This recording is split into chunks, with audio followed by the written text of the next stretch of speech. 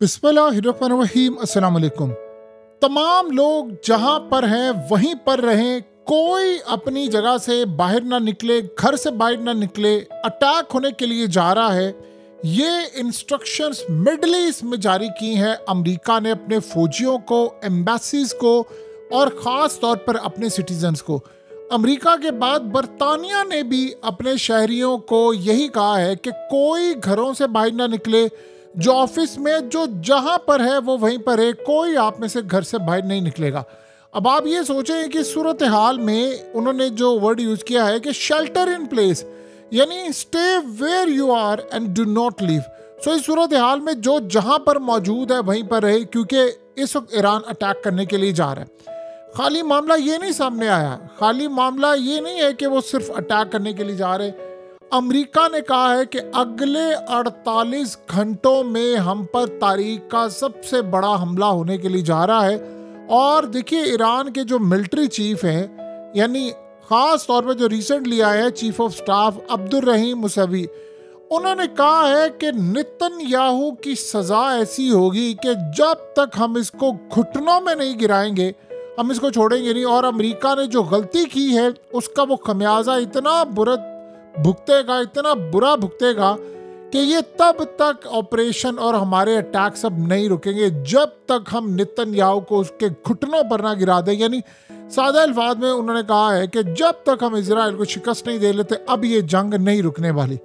सो लिहाजा इस वक्त सूरत हाल ये है कि ईरान इस्तेमाल करने के लिए जा रहा है अपनी न्यू जनरेशन मिसाइल, और ये जो मिसाइल होंगे वो उन्होंने आज से पहले इस्तेमाल नहीं किए होंगे। देखिए, तैयारियां मुकम्मल हो चुकी हैं, अबनाए आर्म्स को बंद करने की पूरी तैयारियां हो चुकी है, वहाँ पर ये बंद करने के लिए जा रहे हैं।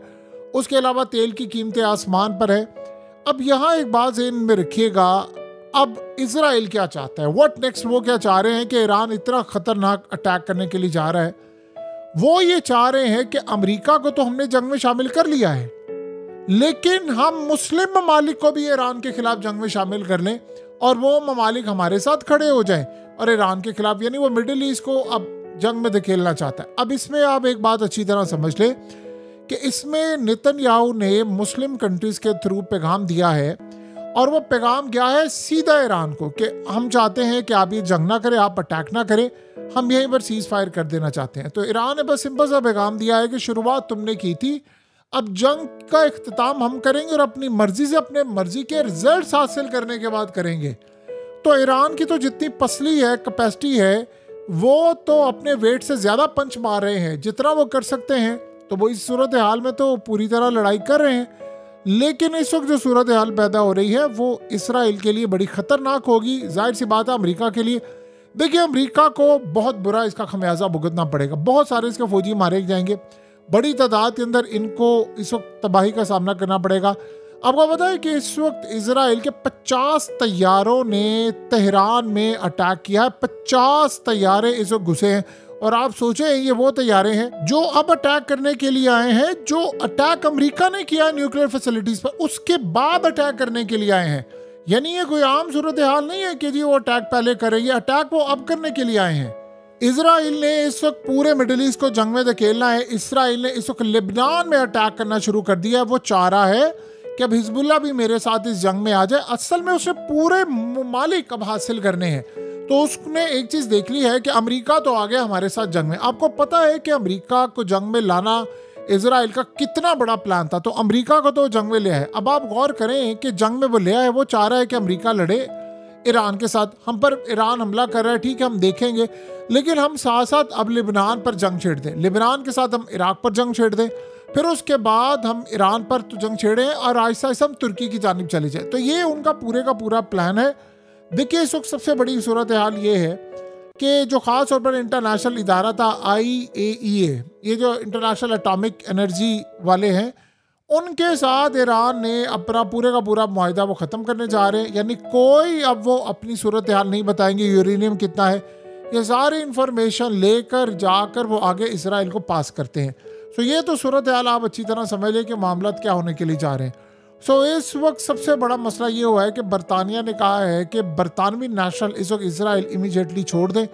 अब नेतन्याहू असल में कर ये रहा है कि वो कह रहा है कि हमने जो 2000 साल से ख्वाब देखा था वो ख्वाब अब पूरा होने के लिए जा रहा है, क्योंकि उस ख्वाब में एक चीज़ थी कि हम दुनिया में तीसरी जंग अजीम का फैसला करें, इतनी तबाही हो, लाखों करोड़ों लोग मरे, तब हम उसके बाद जाकर मुसलमानों की मसाजिद और ये वो सबको गिरा दें और फिर अपना जो ख़तरनाक मंसूबा है उसको कायम रखें।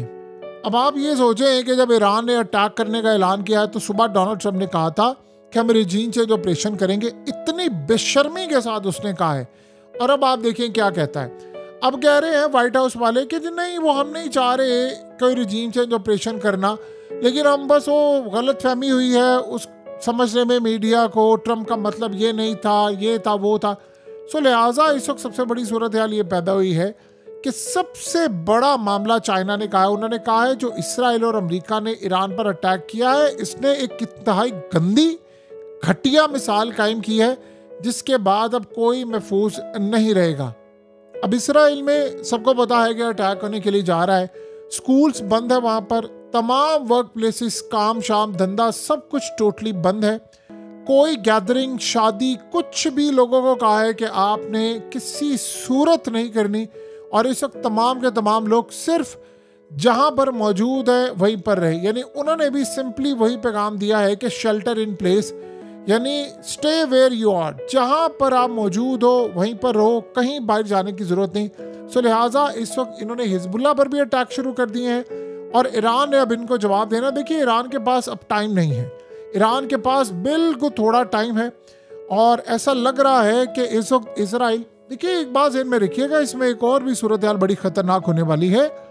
ये आप समझे, इसराइल एटमी हमला भी कर सकता है। अब आप सोचेंगे कि वो क्यों कर सकता है, क्या दूसरी जंग अजीम में हमला नहीं हुआ था?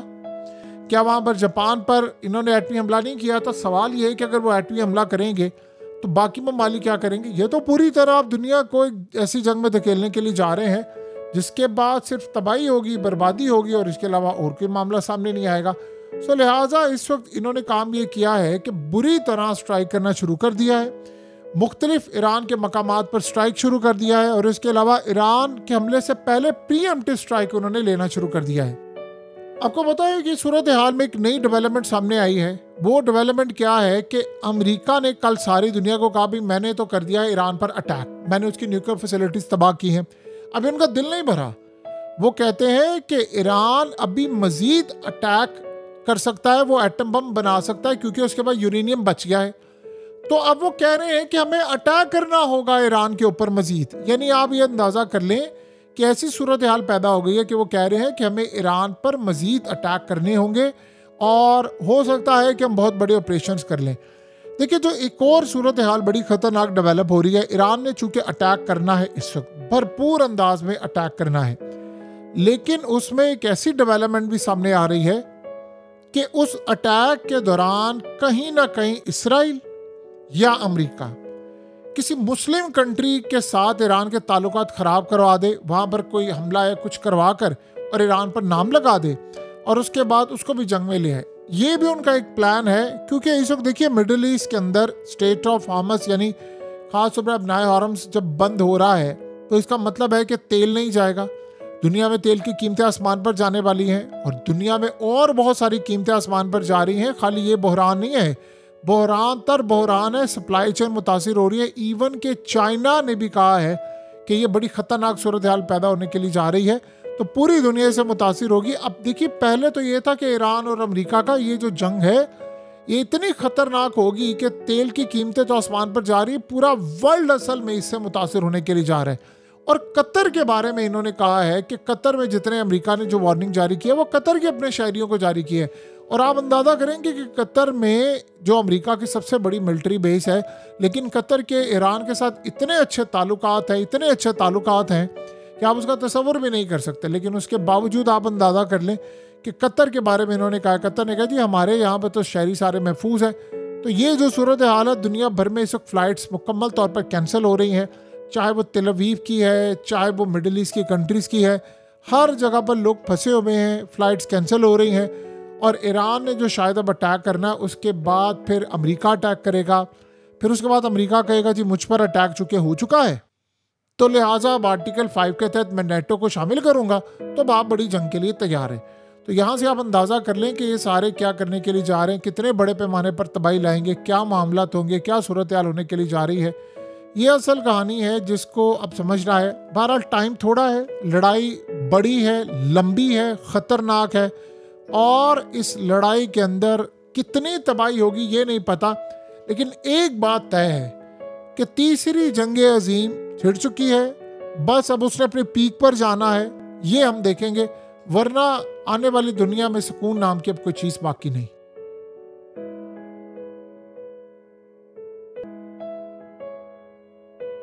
हकीकत टीवी को सब्सक्राइब करना मत भूलें, वीडियो को लाइक करें, शेयर करें और कमेंट सेक्शन में अपनी राय का इजहार ज़रूर करें।